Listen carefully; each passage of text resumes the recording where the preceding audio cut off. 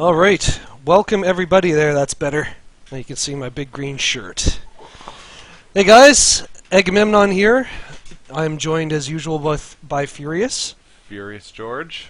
How's it going, man? I'm doing well. Good back day. in action. Back in the seat. That seat was empty last week. It was sad. It really was. So today we're going to be talking about expansion timings. Yeah. I know we've talked about this a bit in the past, and if any of you have watched our videos on YouTube, we do have some discussion about expansions, but I think we've come a bit of a way since then, and Think so? time to revisit. Yes. Time to revisit. As I believe opinions have changed also. Yes, I think we might be diametrically opposed, In fact, perhaps. I can't even remember the last time we even talked about it the last time, so... It was probably horrible. Anyways, so yeah, our topic for today is going to be expansion timings. We're going to be watching a really kick-butt replay of Nama versus IDRA. We got a lot of great replays. We do. The play of the I'm looking week. forward to it. Play of the week is really cool today as well. Yeah. And we are going to be watching one of our subscribers who popped into the chat a couple weeks ago. Yep. His name is Gimhae. So we're going to be checking that out last. Yep. So stick around for the play of the week. It'll be sandwiched Right in the middle. right in the middle there. And we're going to try and learn a bit, watching some of these replays and see what you should or should not be doing with the expansions on the ladder. Yeah. You want to just jump into the IDRA replay? Let's just go into it. All right, let's do it. Hopefully, Idra's replay doesn't rage quit on us. Hey, what the heck is going on? Oh, that's the... You know what? Hang in there, guys. Sorry, don't go anywhere. I think I am still in another replay. There we go. Alright, I'm going to have to exit. I still haven't quite figured out why you gotta exit StarCraft. It just to won't... reload. Yeah, it's replay horrible. gears. I have no idea why. I have no idea. It is what it is. It is what it is. So, while this is loading up, this is only going to take a second. Just want to remind you guys that if you have any ideas for future episodes, topics, please send them to info@se2mistakes.com. Especially send replays, especially if you don't know what's going wrong and you need some help. Send it on down. Yep. Send it on over. Oh, send it on over. Here we go. Here we go. We're in. All right, there we go. I think. Somehow that doesn't... Oh, there you go. Thanks, man. All right, cool. Now we're rolling. Now we're rolling. Okay, all right. Would you like to introduce our players, or do you have no idea who's who? I know Kale is IDRA. Okay, so... Obviously, unless IDRA's deciding to play Yeah. Karen. No. So why don't you introduce our players for us? So, well, I don't know who's Oh, IDRA playing. Nama. I have no idea. Oh, Nama. Yeah. Okay, so in weird. How do you do that? I did a name overlay. Ah, Yeah. impressive. Thanks, man. You surprise me weekly. So in the blue we have IDRA playing under the name Kale, and in the red Nama. Yeah. Terran. Close spawning positions. Yes. And I'd say that Nama knows that he's close spawned but just by that scout. the time the Overlord got there, it'd be impossible from anywhere else. So. Yeah. So what we're going to see out of Nama here is a one-base push against IDRA. So, and actually the reason why I chose this replay is because I've read some... I just want to make sure we have sound here. Oh yeah, there we go. Yeah. How old is this replay? I think it's from January 2012, I think. Yeah, I'm not sure. I don't remember this. Yeah, I'm not exactly sure, but I think it's from earlier this year. This would be a ladder match. Yeah. Oh yeah, Or, this. yeah. I think this was. Yeah, I'm not sure what tournament this was in, but anyway. So this is a one-base play where we see Nama attack the fast expansion of IDRA. And some of the logic that comes out of this is maybe the cost of setting up a quick expansion. Do you want to go over some of those numbers for us, or? I don't think I should. Because you're not a believer? I agree with the numbers. Absolutely, man. So you can go over the numbers, and then I will maybe rebuttal the numbers. Okay, cool. Let's do that. All right. So let me get my trusty paper here.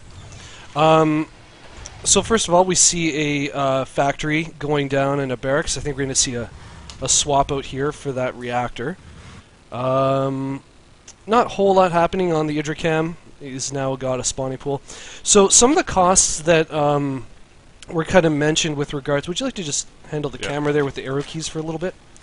So some of the costs that were mentioned for setting up a new base is essentially to get full saturation on a second base requires a total cost of 1,750 minerals. That's including the cost of the command center, cost of getting up all of your workers, etc. So that 1,750 can be, instead of, if you're just on one base, that 1,750 can be channeled into an army. Right. Right? Yep. So I don't necessarily think that is great advice for, say, maybe a platinum master level player, diamond or whatever. But for someone who's maybe just starting out on the ladder, it might be a lot to manage more than one base right at the beginning. And perhaps a stronger army to work with would be more beneficial. I don't know, what are your thoughts? Okay, I agree with that if you're just starting out, sure. Sure, okay. Like you're just getting on the ladder. Yeah, like you're just learning units, you just started playing the ladder. Yeah. When I look at those numbers, I mean, they're basically looking at opportunity loss. Exactly. They're not. What I don't see in those numbers is they're not taking into consideration the gain that you're getting. So those numbers aren't actually finite because there should be some minuses coming off them. So even though the hatchery in this case costs more, the making of drones costs money, that's bringing in income. Right? Oh, at the same time, that's true. Yeah. So that's one of the things that I don't really agree with. Yes. What is interesting here is this is the first time that IDRA has been scouted. So this was always a one base push regardless. Yes. By Nama. Yep. So I think IDRA's downfall. A Zerg can't one base. It's just impossible. Okay. So you know what? Like I speak from a Protoss point of view, and even to a limited extent, a Terran point of view. By the way, I got to just show you guys this. And what's this? Like, what's that?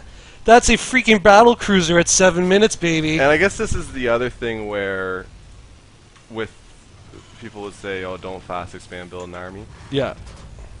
If you fast expand 10 games in a row, you'll probably win more than 5 of them. And every once in a while, somebody will build a battle cruiser at 7:30. Right, and it'll catch you off guard. And you're just like, totally. You just take the loss, right? Yep. Now, I mean, with Zerg, you just don't have the income to do anything on one base, because you just can't make Zerglings. I mean, Zerglings are cheap and Roaches are cheap, but they're not that cheap. Okay, so you can do it off one base. So that's my question, because I'm not really too familiar. So for those who are watching who play Zerg, it's almost, I mean, like, it's almost 100% of the games you're getting that second expansion. It's not even technically a fast expansion, it's just part of the game. A fast expansion, if you want to compare it apples to other races, would be them taking then a third. Okay, yeah, totally. So in a Zerg situation, if you see a Zerg throw down a third base relatively early, that's when you, because I mean, you need the hatchery for the larva. Everything's coming from that building. I mean, you don't have the money to do a one base then macro hatch. Right. You even get a second. Get your naturals. Oh, sorry. I think this queen actually pushed that battlecruiser out of there. I think he went directly into the base and got hit a few times. Anyway, so yeah, so you need that. So as Zerg, you basically need that quick expansion. Do you think there's a real fear as a Zerg player when you do that? Not even a fast expansion. Let's not even call it that, but just that natural quick expansion. Is there a lot of fear against a one base attack? Well, if you don't scout it, yeah. And I don't think I don't really think his scouting is all that scouted great, to this tell you the truth. very well. This is obviously a one base all in, no question. Yeah. The Baling Nest is coming down now. That is 4 minutes too late. Really? Right? Eh? That thing Okay. should be out because that's the defensive. You get defensive Balings, you need spines down. Yep. Because if you scouted a one base all in, you just throw down some defensive structures. Yeah. You get your Balings. He has 4 queens, which is great. And if he would have had some spines, he could have transfused. Yeah. And I mean, Mutalisk. He's pulling workers. Mutalisk is not a good response to this at all. No. Right? They don't do So well against battle cruisers. The battle cruisers are being don't do well repaired. against Marines either. Yeah. And I mean, Yeah. so And that's the end of that game. Sorry. no, and so that's the thing. Even though, just like in any match, you have to scout it. Right. So now, interestingly, if IDRA had then taken what I would call a Zerg fast expand as in a third base, Yeah. it would have been interesting because if this was a little bit later, he probably would have been okay. Right. But because it's hit at about the 9:30, 10 minute mark, it would have been bad. Yeah. Unless he probably wouldn't have had the money at that point to get the defensive structures down. Yep. If he saw this coming sooner, though, I think he would have been able to hold it off. I think so too. And Yeah, I agree. I mean, that's my as a Zerg player, you always need to take that expansion. Yeah. I think. Now there are obviously builds that you can do off of one base, but they're mostly all in kind of almost and cheese honestly, I kind of think builds. that's how the metagame is now for all races. Yep. Any one base is an all in. Yeah, that's right. So unless it's like kind of a fake all in with an expansion behind it. Yeah. To kind of throw your opponent off a bit. But Well, any one base build I consider an all-in. Oh, absolutely. Yeah, no, for sure. What I have found, though, like there are some rules for expansions. Even if you want to work on one base, you just want to build up an army. We're not talking about Zerg here. I mean, I think it is plain as day. If you want to do well as a Zerg player, you're going to have to get that second hatch. Yeah. But let's say you're playing as Terran or you're playing as Protoss, you want to get that army up first so that you have maybe a safer expansion. That's fine. You want to put a little pressure on and then expand. But just relying on your army, that one initial army off that one base, is pretty tough.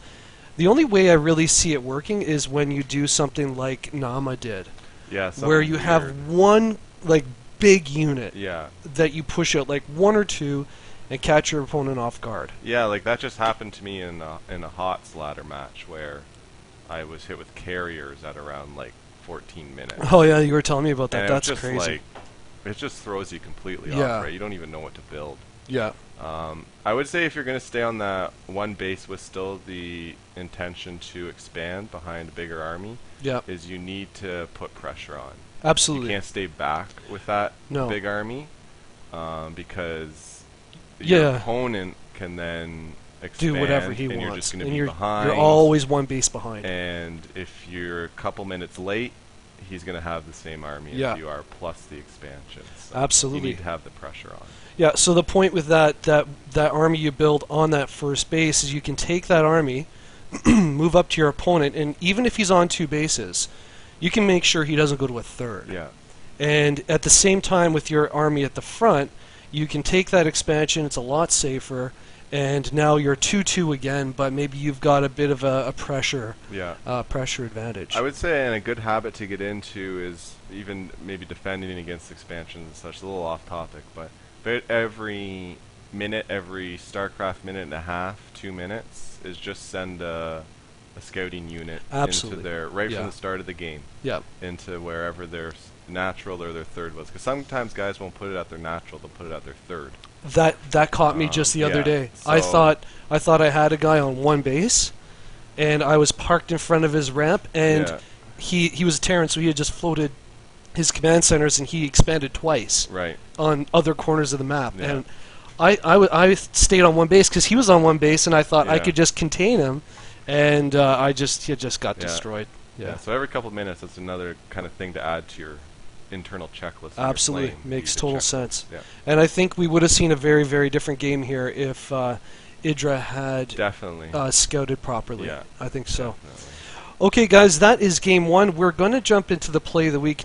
Then we're going to watch a replay of Gimhae, and we're going to talk a little bit more. We'll maybe flesh out the expansion timings topic a bit more. And if you guys have anything to say in the chat, please let us know.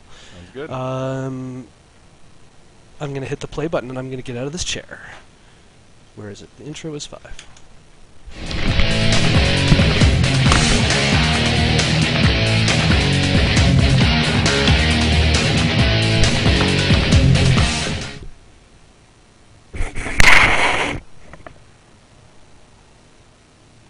Okay, welcome everybody to the Furious Play of the Week. How do I get that over? Yeah, pause it for a second. Ah, I see. And our play of the week. Let's start it all over again. We're going to start it over.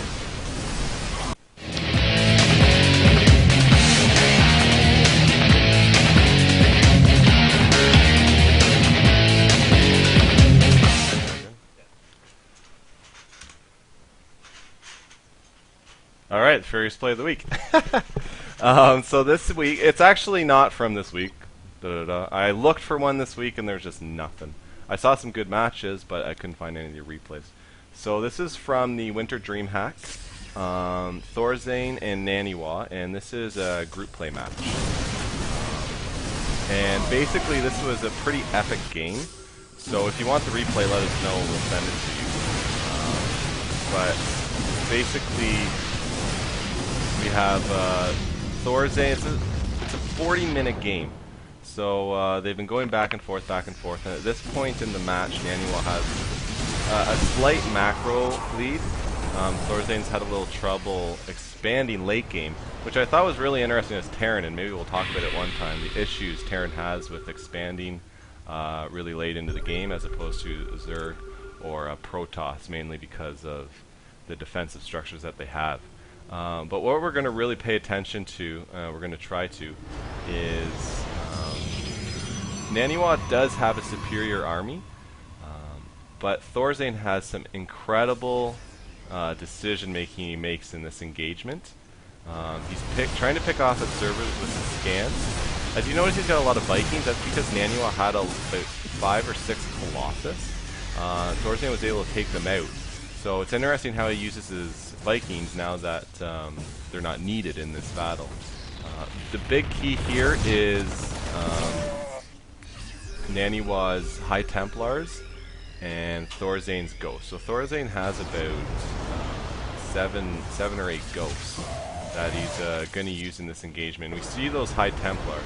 Naniwa has 5, but he has 4 of them bulked together, and that's really going to make a difference in this battle. We see a Storm go down trying to catch those Vikings, and he should be stepping forward with his Ghost here very shortly. And we see that with this engagement, if it were to happen right now, the edge would have to go to Naniwa. We see these Ghosts step forward, and they actually EMP all 4 of those High Templars. No Storms left. Thorzain engages, snipes Archon, and you can see as soon as that happened, Naniwa got really concerned. He wasn't sure if he was going to be able to win this, but he still has an advantage. I mean, so many Archons. But watch what Thorzain does with his Vikings. He flies his Vikings over top of the Archons, messing up the AI. So the Bile Ball is able to do a little bit more damage. He takes out the observers with the scan, so his cloaked Ghosts are pretty much unstoppable now. Snipes a few more Archons, and now all we have is a Zealot Archon with a number of Medivacs, and that's just not going to do anything because he's kite these all day. And we've seen Naniwa's supply starting to plummet. And again, because it's so late game, most of that supply count of Thorzain is in his army. He only had about 24 SCVs at this point, I think. He was muling away. And we'll see. We see a bunch of mules drop there by Thorzain. Naniwa's obviously in a little trouble here. He has only one base he's actually mining from, and he tries to warp in. Thorzain catches him, and with some incredible ghost play, Thorzain was able to turn that battle into his favor. And I'm not sure what my Swedish is not good, but I believe that I'm sure Naniwa's using a lot of profanity in Swedish, and he's basically saying the ghosts are imbalanced. I think. Obviously it's Imba. Ghost just smoked him, so I'm only going to go with that ghosts are Imba. I'm sure there's a lot of people that would disagree with that, but I mean, we all know Naniwa. And that's the Furious Play of the Week. Some great ghost play by Thorzain. And if you want that replay, that's a heck of a game.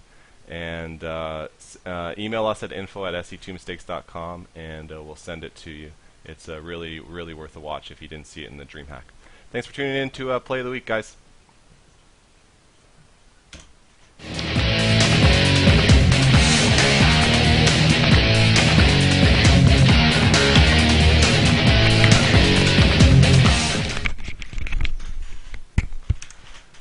All right. Thorzain is Imba, yeah. Yeah, okay. I'm like in a wall of beer right here.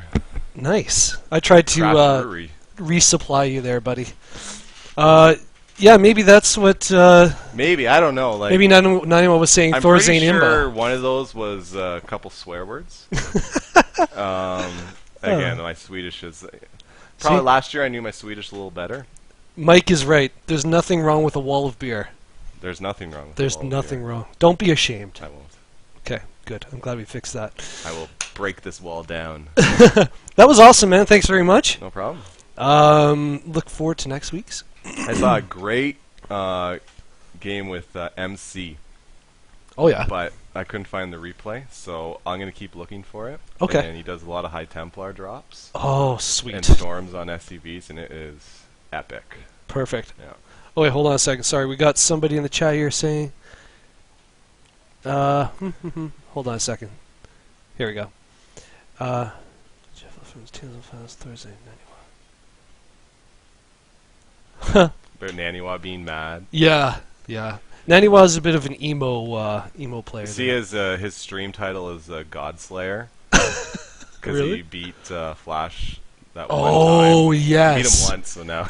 Yes. That was at the GS... Yeah, that no, was, no, no, at no, the it was, WCS. WCS. Yeah, Which yeah. it was an epic match. Oh, yeah, it was but- amazing. Yeah, emo toss. Yeah. All right, guys. Good old Naniwa. We're going to jump into a subscriber replay. If you guys want to get your replay cast, please, again, send them replays over to info@se2mistakes.com. Let's pop in and watch Gimhae. I know we mentioned this earlier, but Gimhae... I'm going to close this. Hold on a second. Gimhae is actually a Korean player that found us somehow. I know how. How? I thought I told you this story. Yeah, but I want to hear it again. We met in a Korean barbecue. No. It's Karaoke? Mike's Grasshopper. Oh, yes, Korean that's right. Grasshopper. Yeah. Right, Mike? I think he's on here, is he? No. Oh, Gimhae! No, he's not. Apparently Mike also speaks Korean. I think Mike just knows how to type in Korean. Oh. I don't know. Maybe he does speak Korean. I don't know. Okay, hold on. Let's just pause this. I assume this is after some of Mike's teachings. Possibly. I'm not really sure, but you know what? I do need to do something, because... Hold on, guys. Bear with me, because we're going to go here. Wait, here. And instead of Gimhae, you see Nama. So just give me one second. Here we go. Let's take that name off. Gimhae. There we go. That's better. All right. Gimhae is Nama. All right, that's better. Okay, so we got the name up.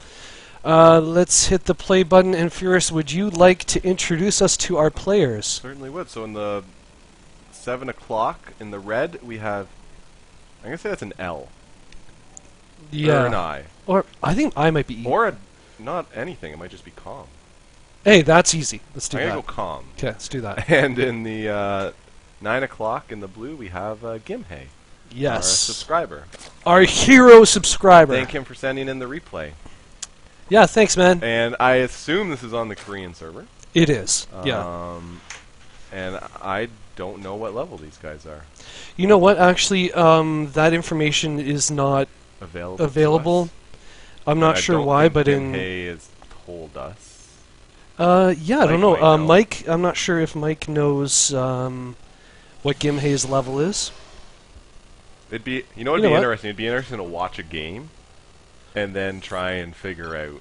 I'm just gonna put a little music on in the background there. Let's do that. Try and figure out what level they are. Okay, guys. In the chat there, if you guys want to guess what level play we're seeing from Gimhae and Com. Based on this Overlord movement, I'm gonna go map hack. Level map hack. That'd be great if that was an achievement. Yeah. And you scout right away, and the achievement is map hack. Yeah, you are a map hacker. Well done. So we've got a ZVP. So again, we talked about whether or not we talked about.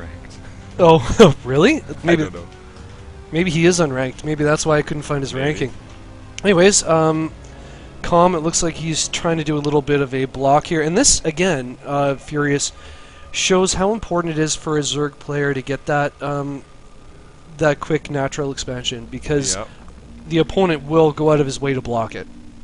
And I mean, I've been playing, it's almost, it happens at every level now. If you're a Zerg player, they're going to. And that was a little sloppy. Pretty terrible block. You literally just patrolled him. Yeah. But he's gonna scout anyway, so good job, Com. Yeah. So, again, like you were saying before, why it's so important for a Zerg to fast expand. You said you need the extra larva for production. Yep. Definitely. Nice to have 2 queens, because you can only have 1 queen per hatch. No, that's not the same anymore. You can really make as many queens as you want. I had no idea. Yep. Wow. All right. That's so why you get the players like IDRA in our last game. He had 4 queens. Oh yes, and he only had 2 bases. Yeah. I thought you could only have 1 per base. Okay, cool. So you can still have as many as you want, but I guess you could produce them faster. Yeah, I mean the only reason why people are going 4 queens now is mainly for creep spread. Okay. Right? So you have 2 yeah. injecting larva and 2 spreading creep, because by the time larva spews out, I don't even know what it's called. They do. I think they explode here. We're going to see it happen right there. So whatever that action is called, you will always get. You'll always be able to put another inject in right away. Energy, yeah, you don't have to wait for the energy to replenish. Wait, so. Com here is obviously very afraid of a 6 pool because he has a zealot on patrol in that little choke that he's created. It's a good way. I'm not really sure if that was even necessary, though. To tell you the truth, I mean, with a bit of scouting, I think he would have seen that there's that extra base going down. I don't really think that was necessarily a fear that he. I mean, instead of going to the front of Com's base, Gimhae looks like he wanted to really get those rocks down. Yeah. So I mean, yeah, that's fair. Usually, you'd send your lings there so you can sneak in. Yeah. Yeah. It's not even a 6 pool. If you can get 4 lings in there, you can pick off a couple probes, or at least get some scouting running. Oh, for sure. So. The one good thing that Com did do that is he did get those sentries. Yeah. I think he had 1, and that's enough. He got 1 sentry or 2. Well, now he's got 5. 5 is the magic sentry number. Is it? Yeah. If you have 5 and you have a ramp, you'll always you can perpetually hold that ramp by constantly. I mean, they'd have to be up above, right?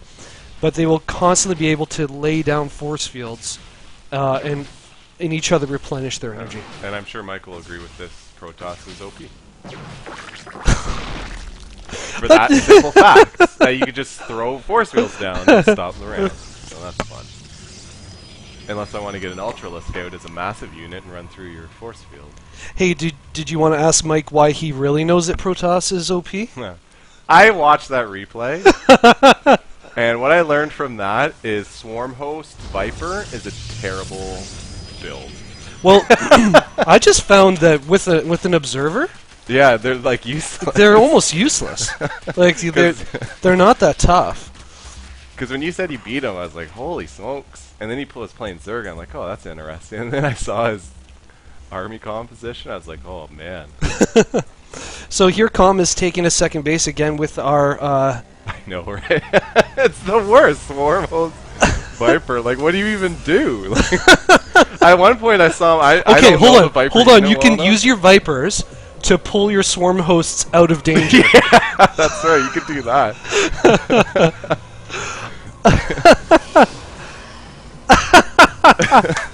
Oh, I'm sorry, Mike. He just accused me of two-base all-inning him on his first time playing HOTS beta with Zerg.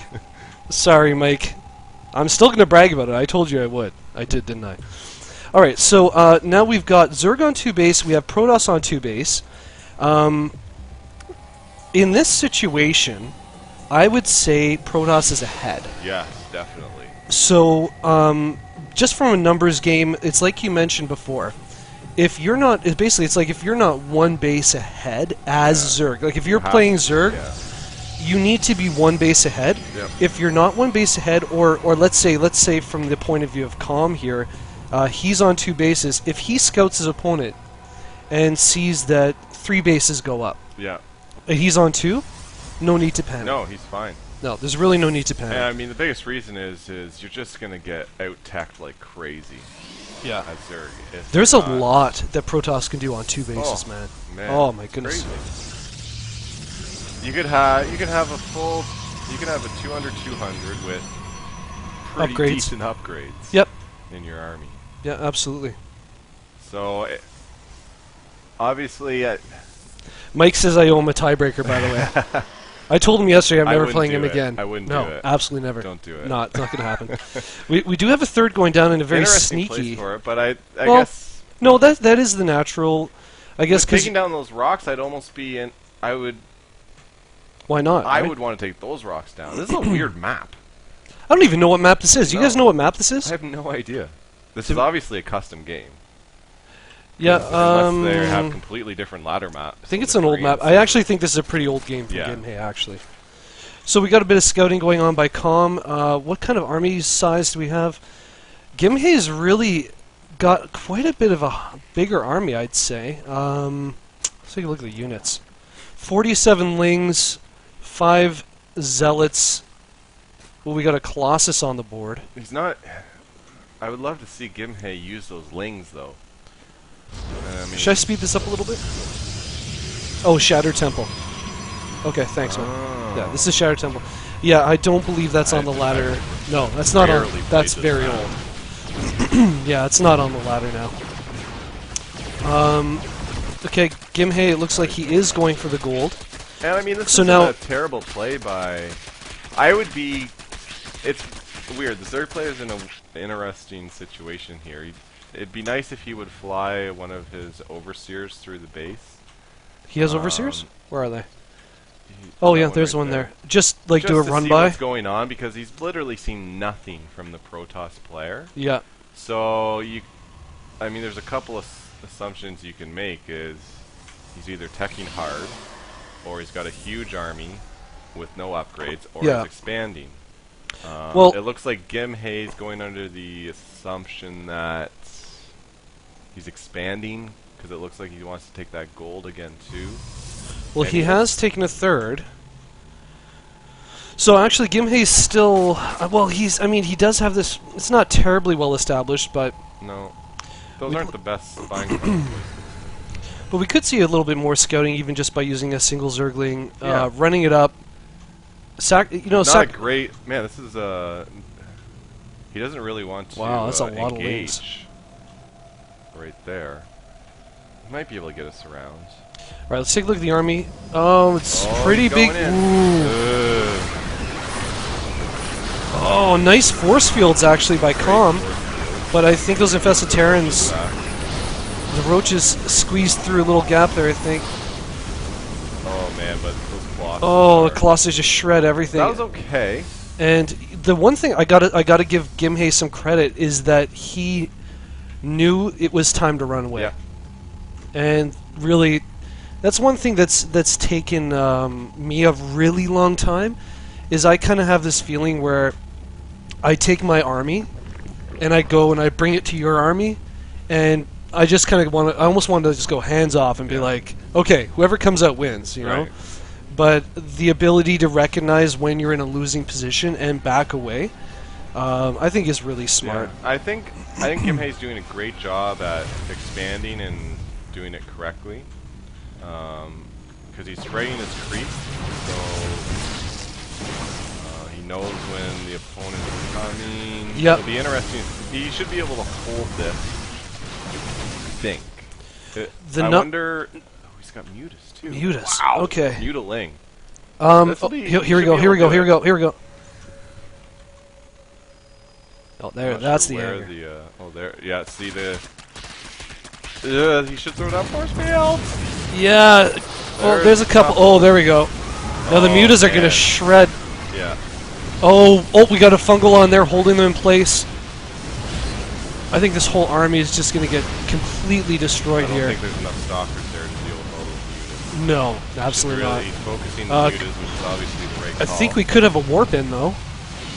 No, he's doesn't have enough energy. It looks like. Oh, there's a warp in. But I still think that's not going to be enough. Too many Mutas. Yeah. Colossus have to run away. Oops, sorry guys.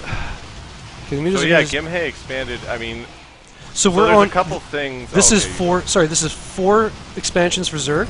Yeah. Or 4 bases, and 3 for Protoss. Yeah. And this is the result. I'm not saying it all comes down to that, but yeah, I think again, Gimhae was able to hit a timing. Yeah. It's a good map for it. Absolutely. Just by looking at it, that 3rd expansion is like it's impossible to hit. Yeah. You can protect those pretty well. Protoss probably should have expanded a lot earlier, anyways. Yeah. Now that's a really good point, because the question is, are you expanding earlier enough, or are you expanding too late? Like that 3rd that our Protoss player threw down, I'm not exactly sure what time minute-wise it was. Yeah. It almost felt like we had a 2-base game. Yeah. And then he decided to take a 3rd without any pressure. Yeah, well here's my opinion with not expand whether it's early or not. If you feel it's too early and you expand, just throw some cannons down. Yeah, no, that's right. Like, I don't... There wasn't a lot of defensive structures there at all. Yeah. You're gonna be keeping... If you're just gonna keep your army back anyways... Yeah. You might... you need something. Get the expansion, so... Yeah. I would say the... So the Lings... Oh, we got a Ling run by here, and we got Mutas in the 3rd, and the Nexus is gonna go down. And I'm not sure what that means. Maybe Mike can tell us what that means. I don't know. I think the biggest fear with waiting too long to expand is that same thing is, I need more units. Yeah. But I don't know, I think if you go back and watch replays, yeah. Whenever I go back and watch replays, I'm always like, oh shoot, I should have attacked like 3 minutes ago, right? Yeah. Like, because it's funny, you always assume that your opponent has more bases than you and has a bigger army than you. Yes. You just assume. It's weird how that works in your head. Yeah. But obviously that's impossible. Right. And scouting would kind of help out with that. Scouting helps with that, right? Yeah.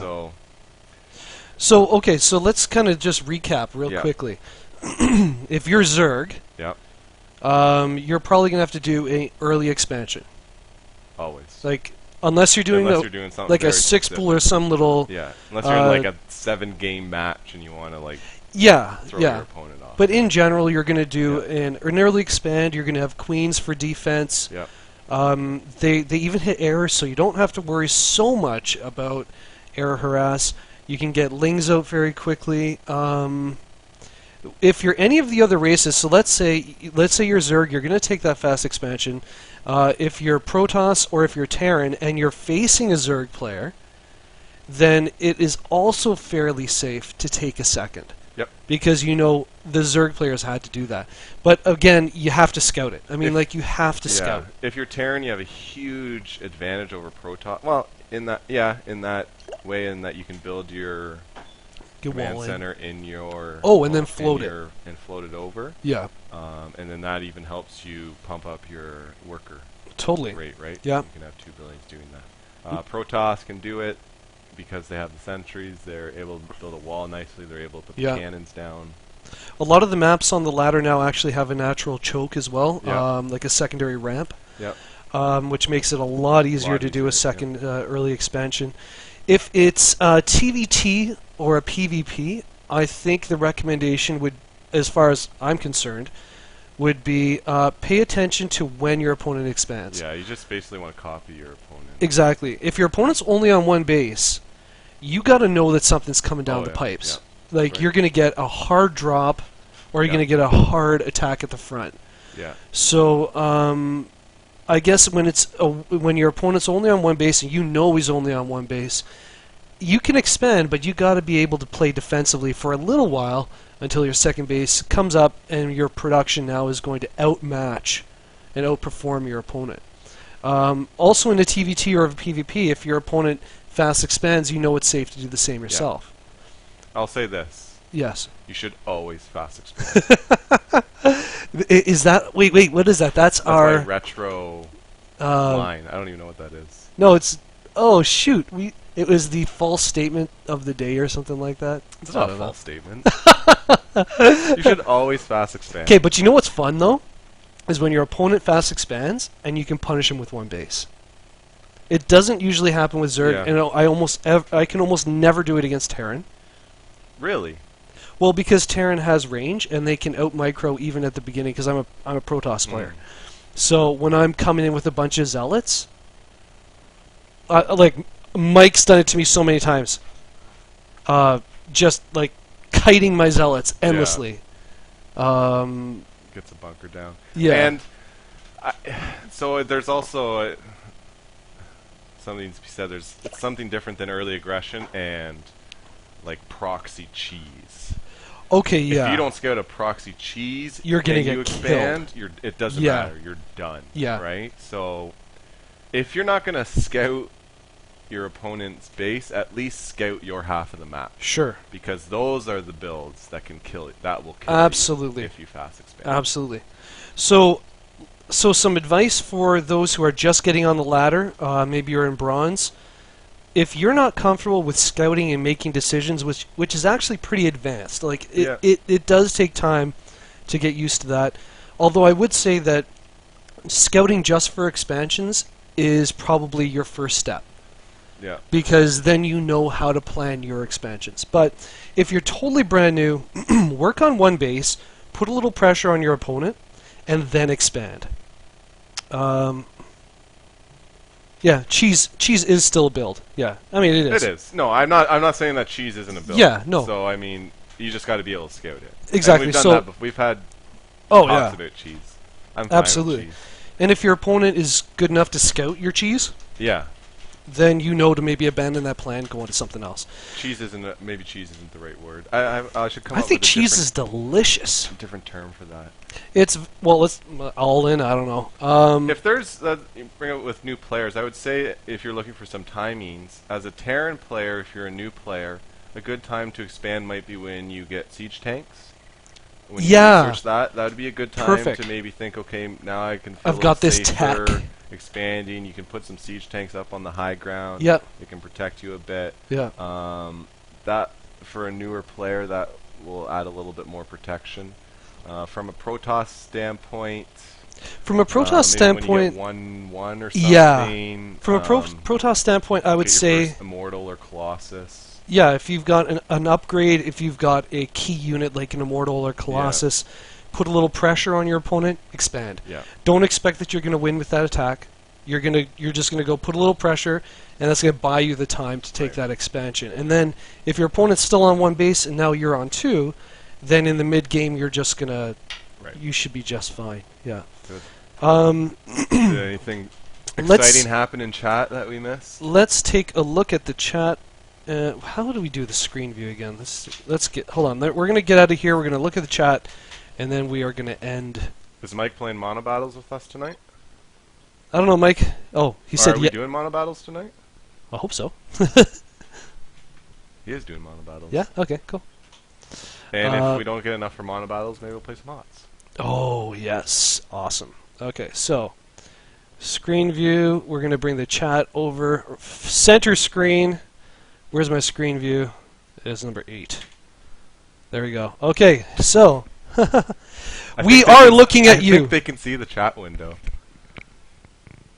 Yeah, but now they can see themselves twice. Twice. They're looking at me. Okay, guys. So, what else? What else? What else? What else? Playing the game to win, as MC would say. Yeah.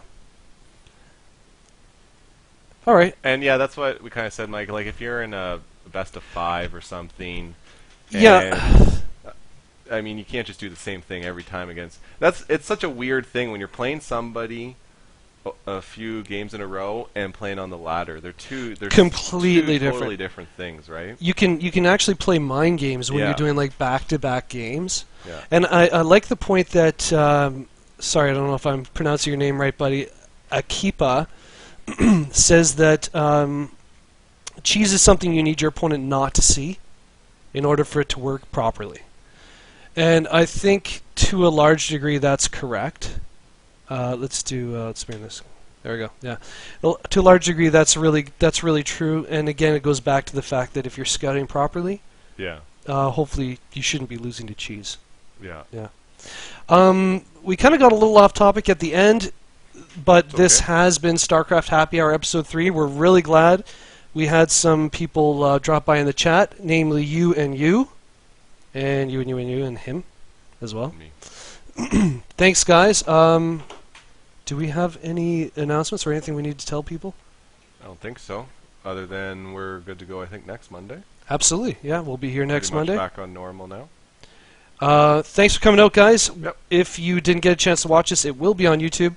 Again, send all your replays and junk to info@sc2mistakes.com.